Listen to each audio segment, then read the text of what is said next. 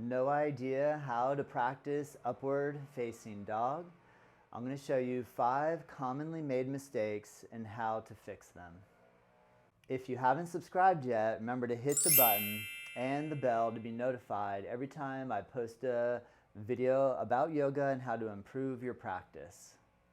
I have worked with thousands of students over the last 20 years, developed their technique in upward facing dog. I'm excited to share with you the tips that can help you improve. The first tip that I'd like to share, and one of the most common mistakes made in upward facing dog, is letting the chest drop too low in between both of the shoulders. So something that we'll see that's really common is letting the collarbones drop down in between. And so the first tip, what I want you to employ and utilize, is press firmly down through your palms and attempt to lift your collarbones up through your shoulders. You got to use strong strength and really engage lifting the chest up. If the upward dog is really challenging or the strength process is difficult, the main thing to focus, even if you have your knees on the ground, is that when you're moving or dropping your hips into upward dog, make sure that you press down strong. Don't worry about going really deep into your back bend until you can actually lift your collarbones up through your shoulders. The second common mistake that we see with upward facing dog is attempting to straighten the legs before the back is stable. So when learning upward facing dog, we align the shoulders above the wrist. We work on pressing down so the collarbones are up through the shoulders. But what we want to attempt to do is slowly work into the back bend with the knees on the ground first. This way you'll be able to monitor how much pressure you're placing on your lumbar or low back. Once you are able to stabilize the strength of the bend in the back, then you can go into the process of extending your legs or straightening your knees. So tip number 2, focus on letting the hips drop down and getting stable in your low back first before you try to straighten out your legs.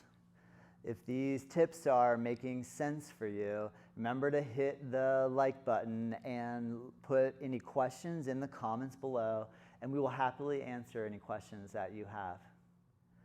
The third most common mistake with upward facing dog is misalignment of the shoulders above the wrist. So what we attempt to achieve in up dog is the ability while we're holding to have shoulders directly above the wrists. So we want to try to avoid, if I'm too far forward of the fingers, I'm leaning, and then the opposite end of the extreme is here, my hands are too far forward, and I'm leaning and putting too much pressure into the low back. So what's key is align your hands, shoulders directly above. So you might need to shift your knees and feet a little forward or shift your knees and feet a little back to be able to set your shoulders up directly above your wrists. It's okay if you're a little tiny forward or a little tiny behind, but really work on aligning your shoulders directly above your wrists. If you are having a hard time knowing where your alignment is, practice in front of a mirror a few times and set your shoulders directly above. The fourth common mistake made in upward facing dog is either having the feet too far apart and or too close together. So a couple of tips around what to do with the legs. Well, now that we've established the 3 things that we want to do that we mentioned already, which are, we want to first work on the ability to lift the chest up to the shoulders. The second, we're going to keep the knees on the floor and stabilize the back before attempting to straighten the legs. The third is we're going to attempt to align the shoulders above the wrist. And now the fourth, what to do with the legs once we've gotten this far. And so there's this goal in upward dog to be able to float the kneecaps off the ground with the feet in plantar flexion, which is pointing the feet. And by holding this, we also want to try to align our feet about hip width apart. Now, a common mistake made, I'm going to turn and place my back to you so that you can see what happens with my feet. If I'm holding upward facing dog and my heels draw in and I'm clenching the glutes too tight, I'm going to be creating what's called an external rotation. What we're going to attempt to do in the upward dog is we're going to allow the outer ankle bones to drop out just a little tiny bit, which is going to bring in what's called internal rotation. Internal rotation is when your thighs are going to rotate inward. When we rotate the thighs inward, because of the way the sacrum, so the triangular bone at the base of the low back, moves in a backward bend through the internal rotation, it creates a little space across the area in your low back and hips so that as you work into the backward bend, the sacrum can drop down, the thighs rotate inward, and there's a lot of space in the lower back. So again, once you're at the point where you're able to keep your collarbones up, you're stable in your back, your shoulders are above your wrist, now it's time to straighten the legs, engage your quad muscles, the front of your thighs, allow the legs to go fully extended and straight. Create a little internal rotation, which is your heels dropping outward. And this way you're able to monitor the pressure in the lower back and work into a nice deep back bend. All right.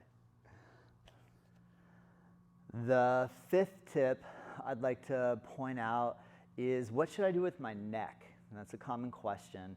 And this one requires us investigating how healthy our neck is. And if we're dealing with any trauma in the neck, then we need to adjust what we do with our head and neck in the upward facing dog to accommodate what is happening. So with that being said, there's really two major neck positions, two main neck positions in the upward facing dog. So one is to keep the neck relatively neutral and as if you are stretching the top of your head up toward the ceiling. What this does is it positions your neck pretty even above your shoulders.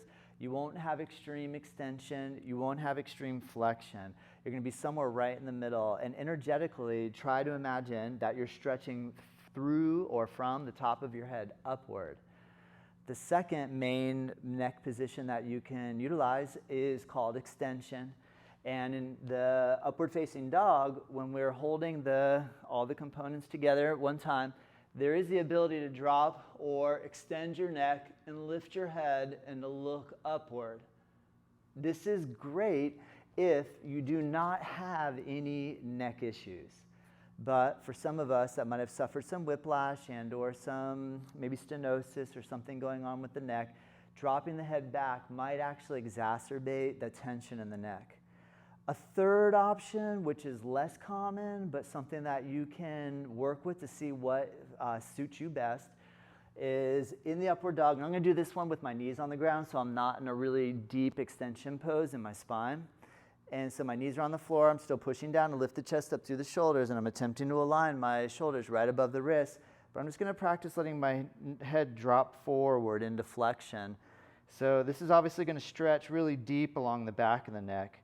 So here's a demonstration of the first option, which is a relatively neutral neck reaching through the top of the head. Here's an example of extension where you roll the eyes up, looking up and extending the neck. And the third variation is to let your head relax gently forward just to stretch the back of the neck. So with these three different options, but really the first two are the best, you'll be able to figure out a way to hold your head that supports your neck and deepens the extension of your spine in the upward facing dog. Want to put these skills into practice? You can practice with me daily during our live stream yoga classes here at Native Yoga Center. Check in the links below to be able to join our live stream unlimited 2 weeks free. Be sure to check our other videos that can help you build your confidence and experience in your yoga practice.